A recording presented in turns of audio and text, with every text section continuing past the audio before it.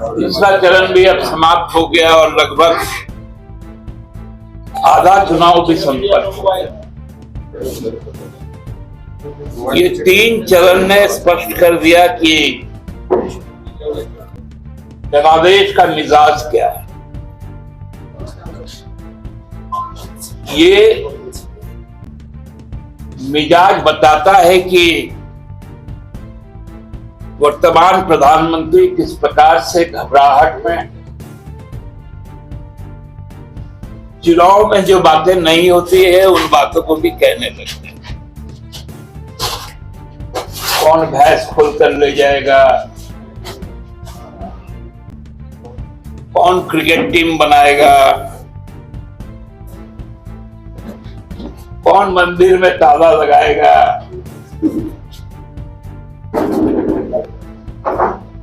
मुस्लिम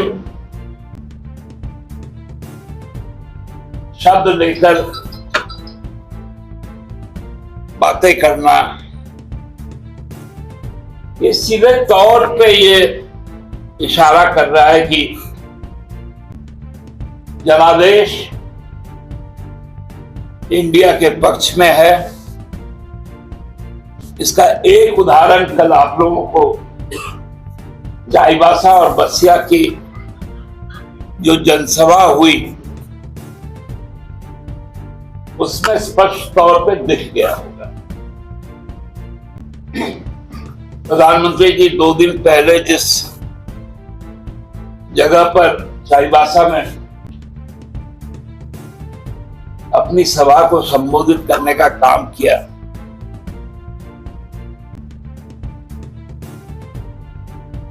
और उनके सभा में जिस प्रकार से एक गंभीर शांति बनी रही, उसी जगह पर उसकी तिगुनी जनसमूह उभरी और उसका उद्घोष, जनता का उद्घोष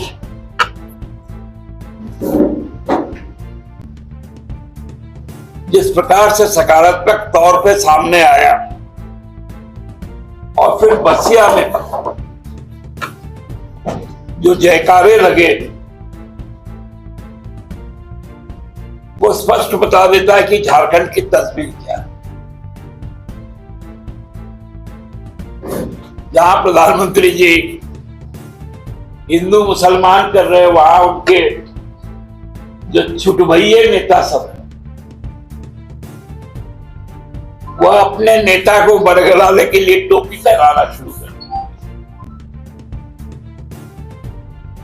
कल रांची में भाजपा का एक कार्यक्रम हुआ,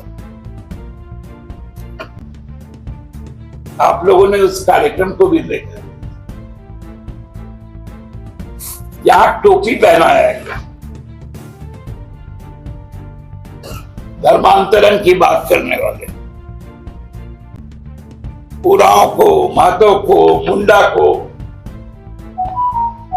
टोपी पहना के मुसलमान बनाते। ये सोशल मीडिया में आप सबके पास में उपलब्ध है, नाम के साथ, गांव के साथ।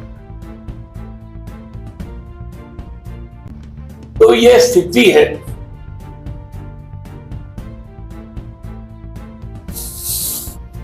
भाजपा का जो रांची लोकसभा का कार्यालय बना, जो मीडिया सेंटर भी है, वो किसकी जमीन पर? क्योंकि अदालत तो कहता है कि वो ट्राइबल जमीन है।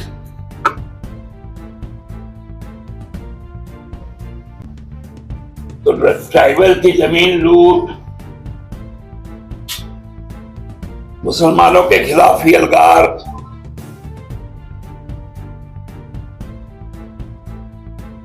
और एक बड़ा सोचा समझा साजिश।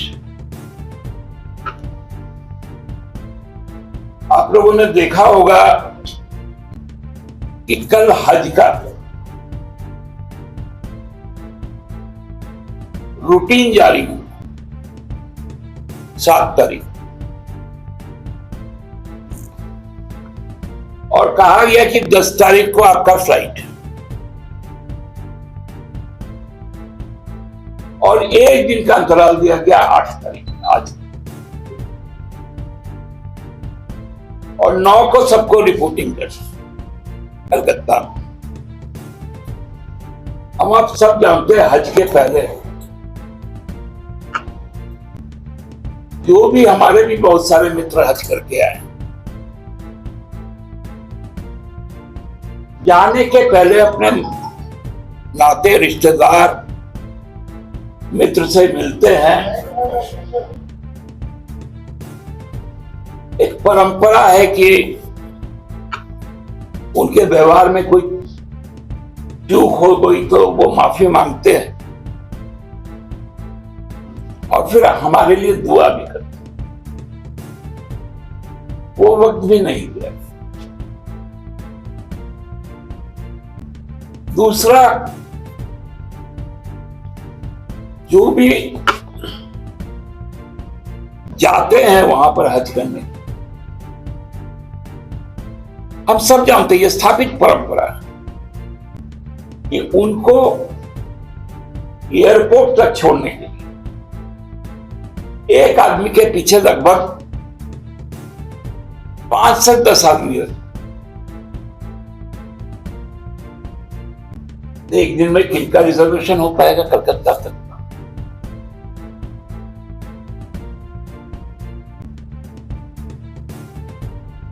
ये ऐसे चीजें हो रही है और ये अनायास नहीं हो रही है। ये चुनाव आयोग के संज्ञान नहीं हो रही है, क्योंकि चुनाव आयोग ने कहा था अपने प्रेस कॉन्फ्रेंस में 16 तारीख कि हमें धर्म भी देखना है, वो तारीखें भी देखनी है जो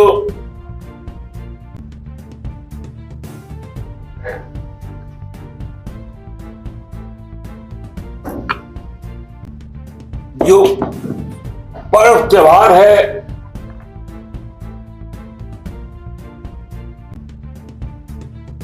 तो ऐसा कौन सा ये आया कि एक दिन के शॉर्ट नोटिस में सब कुछ हो गया?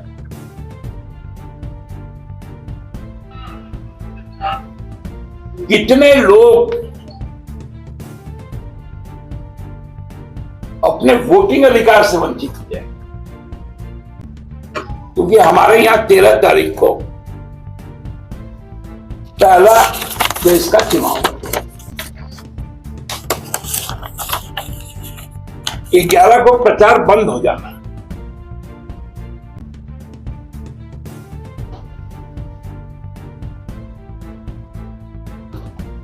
अब जब 3 चरण में यह स्पष्ट हो गया कि भाजपा बुरी तरह हार रही है, झारखंड में भाजपा के जो जीते हुए सांसद है वो गांव नहीं घुस पा रहे, ग्रामीणों का विरोध का सामना करना पड़ा। हर जिले से इस तरह की तस्वीरें आपको आ रही होंगी सोशल मीडिया, जिसमें बैनर लगाया गया है गांव के बाहर,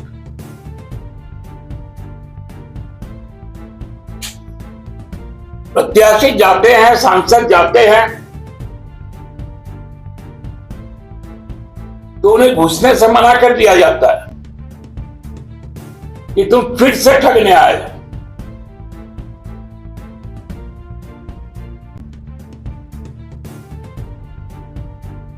बाबूलाल जी क्यों नहीं बोल रहे सरना धर्मपुर पर?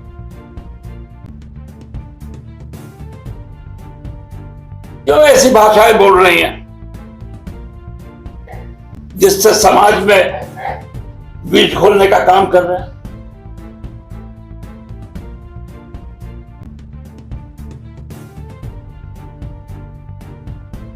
सरना धर्मकोट और बाबूलाल जी को बोलना चाहिए, ओबीसी का 27% का आरक्षण उन्होंने किस परिस्थिति में 2001 में घटाकर 14% में लाया था और बोले आरक्षण खत्म नहीं होगा। मोदी जी बताएं, आरक्षण खत्म नहीं होगा तो आपने ईडब्ल्यूएस का आरक्षण क्यों लाया?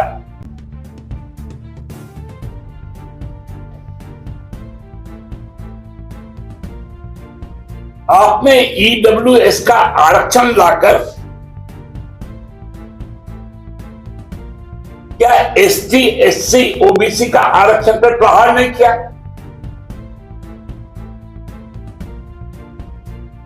आप अयोध्या में लल्लू सिंह जो आपका उम्मीदवार है, जो कहते हैं 400 सीट जीतने से हम संविधान बदल देंगे, उनके साथ आप रोड शो कर रहे हैं।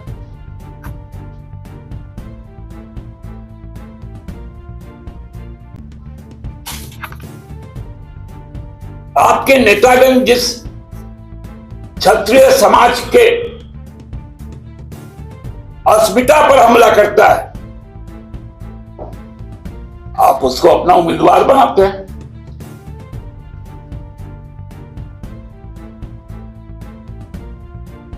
हमारी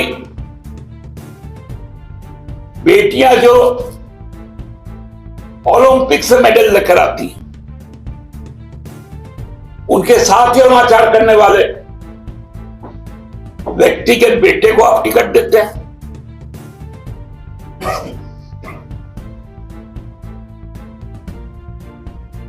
आप जाकर महिला सम्मान की बात करते हैं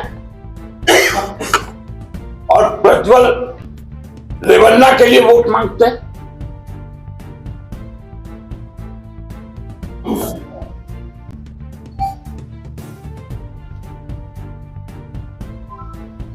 भ्रष्टाचार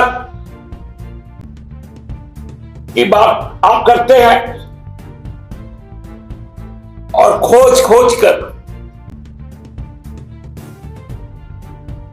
जो भ्रष्टाचारी है उनको अपना टिकट देते हैं।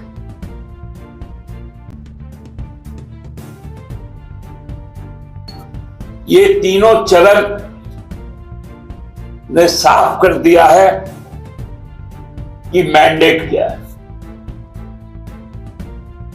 और हमारे यहां जो अब 4 चरण होंगे 13 तारीख से 1 तारीख तक,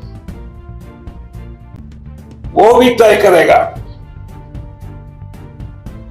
कि झारखंड में एक भी सीट